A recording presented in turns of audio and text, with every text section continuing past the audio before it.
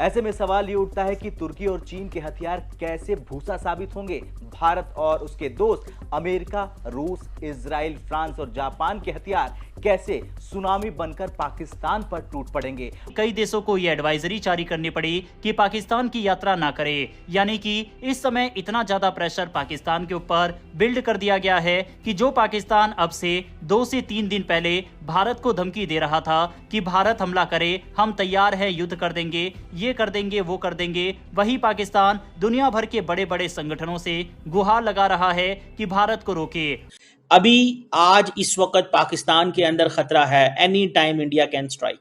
In this situation, उस वक्त जब पाकिस्तान के अंदर खतरा है कि इंडिया जो है वो स्ट्राइक कर सकता है, India and France signed a big deal. रूस और इजराइल ने खुल के ऐलान कर दिया है कि हम भारत के संग कंधे से कंधा मिलाकर खड़े हैं। और खैर इसकी ज़रूरत भी नहीं थी, ये अभी से नहीं, जिस दिन पहलगाम का ये हमला हुआ, मेरे ख्याल से 22 को हुआ, तो तब से ही ये फैसला हो गया था कि भाई कोई हो ना हो, इजराइल और रूस हमारे साथ में खड़ा। और क्या पता भाई, हम लोग तो आम लोग हैं, आखिर क्या पता नॉर्थ ब्लॉक साउथ ब्लॉक जो है दिल्ली का, उसके कनेक्शंस, उसके संबंध अभी रूस से और इजराइल से, मोसाद से बहुत अच्छे चल रहे हो। क्या पता कोई प्लान, ऑपरेशन प्लान, और कुछ भी हो सकता है। और सबसे बड़ी बात एक है, वहाँ पर जो पहलगाम में अटैक हुआ था, वहाँ पर एक इजरायली व्यक्ति भी मौजूद था। ये सब भी हमने ऐसी खबरें भी सुनी हैं। तो रूस, इजराइल और अमेरिका, ये तीनों तो हमारे संग में खड़े ही हैं। और दूसरी तरफ पाकिस्तान की क्या हाल है? पाकिस्तान का कोई फ़ोन नहीं उठा रहा है, पाकिस्तान का कोई मुस्लिम देश नहीं सपोर्ट कर रहा, कोई इनकी बात तक सुनने को तैयार नहीं है। क्या पाकिस्तान आर्मी, जो नंबर 1 आर्मी है, भारत के साथ जंग में आएगी या फिर भाग जाएगी? क्योंकि बहुत सारी खबरें आ रही हैं कि इनके सामान और बैग इनके जनरल्स के जा चुके हैं। देखिए, पाकिस्तानी हमेशा बड़े सीना ठोक करके भारत के खिलाफ आते हैं, और जैसे ही भारत एक हुंकार भरता है, बस उसके बाद ये भागने लग जाते हैं। तो भागने वाले में जो सबसे पहले हैं general Asim Munir, yes, army का चीफ, उसकी फैमिली भाग गई। भारत ने एक बहुत बड़ा गेम खेल दिया और इस गेम से पाकिस्तान की तो बिल्कुल ऊपर की सांस ऊपर और नीचे की नीचे रह गई है। ज़ाती तौर पे जो है मोदी साहब की जो सलाहियतें हैं, उनसे बड़ा मुतासिर भी हूँ। उनके नज़रियात से हम इख्तलाफ करते हैं, लेकिन ये ज़रूर है कि वो नेशनलिस्ट भी हैं, अपने मुल्क के बारे में भी सोच। ऐसे में सवाल ये उठता है कि तुर्की और चीन के हथियार कैसे भूसा साबित होंगे। भारत और उसके दोस्त अमेरिका, रूस, इजराइल, फ्रांस और जापान के हथियार कैसे सुनामी बनकर पाकिस्तान पर टूट पड़ेंगे। डर के मारे उसने अपने दोस्त खोजने शुरू कर दिए हैं। अब आप कहेंगे कौन आया उसकी मदद के लिए? तो नाम है तुर्की और चीन। वो तुर्की जिसे भारत ने भूकंप के दौरान मदद भेजी थी, पर एहसान फरामोश तुर्की ने 27 अप्रैल को कराची भेजा C-130 हरकुलस विमान, हथियार और सैन्य सामान से भरा हुआ।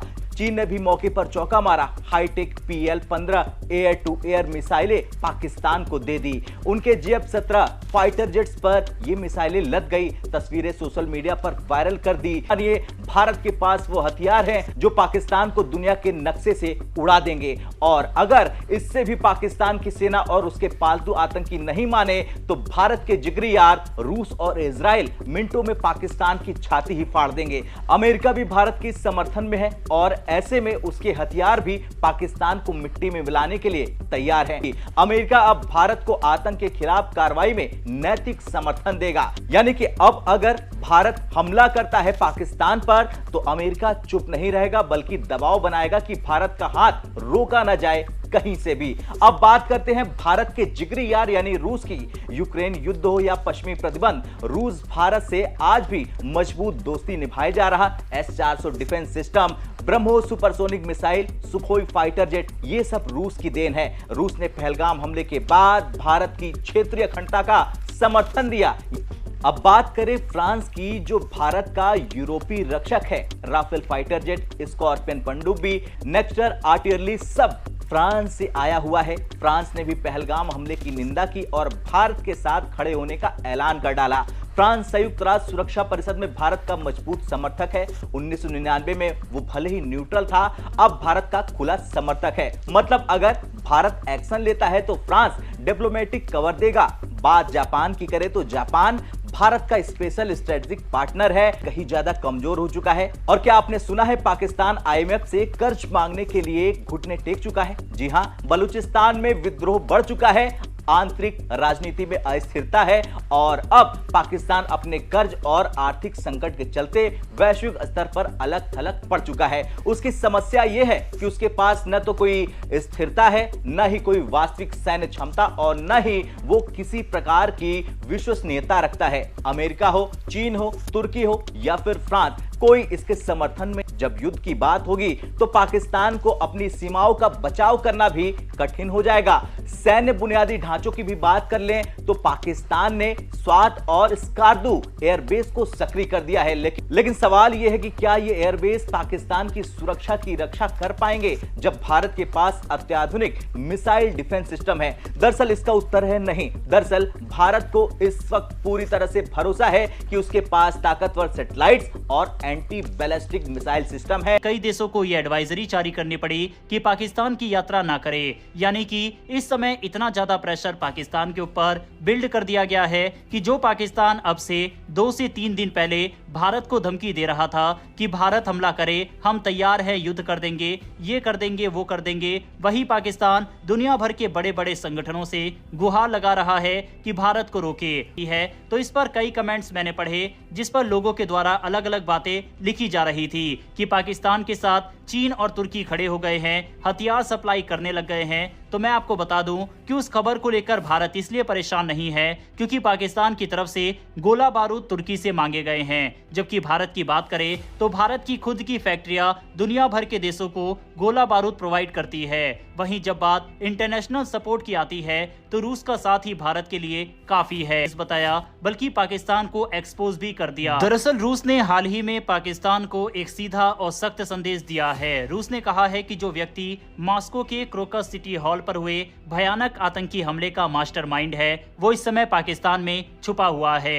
रूस ने पाकिस्तान से साफ कहा है कि वह इस आतंकी को तुरंत रूस के हवाले करे। अगर आपको याद हो तो मार्च 2024 में रूस की राजधानी मॉस्को के पास क्रोकस सिटी हॉल में एक बहुत बड़ा आतंकवादी हमला हुआ था और उसके कुछ साथी फिलहाल पाकिस्तान में है। इसीलिए रूस ने अब आधिकारिक तौर पर पाकिस्तान सरकार से मांग की है कि इन आतंकवादियों को तुरंत गिरफ्तार कर रूस को सौंपा जाए। रूस का ये कदम न सिर्फ अपने देश के लिए न्याय की मांग है बल्कि आतंक के खिलाफ एक सख्त संदेश भी है। इस पूरे घटनाक्रम का एक और दिलचस्प पहलू यह है कि रूस ने ये मांग ऐसे समय पर उठाई जब भारत और पाकिस्तान के बीच भी तनाव काफी बढ़ गया है। रूस के इस कदम से ये साफ हो गया है कि वह आतंकवाद के खिलाफ भारत के साथ खड़ी। रक्षा मंत्री राजनाथ सिंह और राष्ट्रीय सुरक्षा सलाहकार अजीत डोवल के बीच एक महत्वपूर्ण मीटिंग हुई। बताया जा रहा है कि इस बैठक में पाकिस्तान के खिलाफ आगे की रणनीति तय की गई है। हालांकि सरकार की ओर से इसकी कोई आधिकारिक जानकारी नहीं दी गई है और ना ही दी जाएगी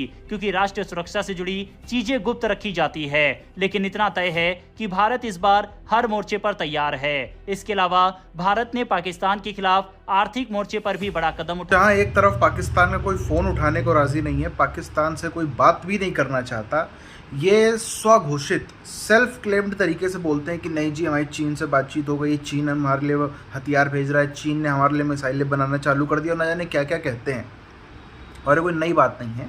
ये आज से 1 महीने पहले क्या बोलते थे जब बलूचिस्तान का विवाद शुरू हुआ था, शुरू तो बहुत समय से जब थोड़ा सा तेज़ हुआ था, तब ये कहते थे कि जी चीन की सेना आएगी और यहाँ पे आकर के लड़ेगी हमारे लिए, बलूचिस्तान में आकर लड़ेगी।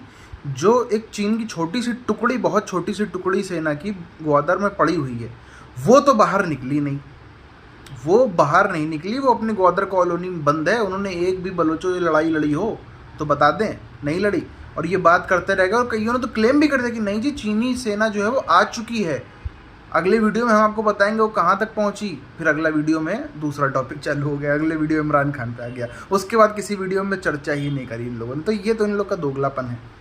अब भारत को दूसरी तरफ भारत के साथ में कई सारे मित्र देशों ने पहले ही एक घोषणा कर दी कि भाई भारत जो मदद चाहता है उसके लिए है, हमसे जो हथियार चाहता है हमारे हथियार उसके समझिए सब कुछ जो है उन्होंने। इजराइल और रूस ये दो तो हमारे पहले दोस्त देश हैं जो खुलकर बोल रहे हैं। अमेरिका ने भी खुलकर के कहा कि नहीं, हम इंडिया के साथ में 100% खड़े हुए हैं इस मुश्किल घड़ी में, और कोई भी देश ऐसा नहीं है जिसने ये बोला हो कि नहीं नहीं यहाँ पर हिंदुस्तान के साथ हम नहीं रहना चाहते। हालांकि ऑफिशियली तो सभी ने कहा, बट जिसे कहते हैं युद्ध में साथ देना, उसके लिए हमारे जितने दोस्त देश होने चाहिए उतने पर्याप्त हैं। रूस हो, इजराइल हो, अमेरिका पे भी हम लोग थोड़ा बहुत भरोसा कर सकते हैं अब।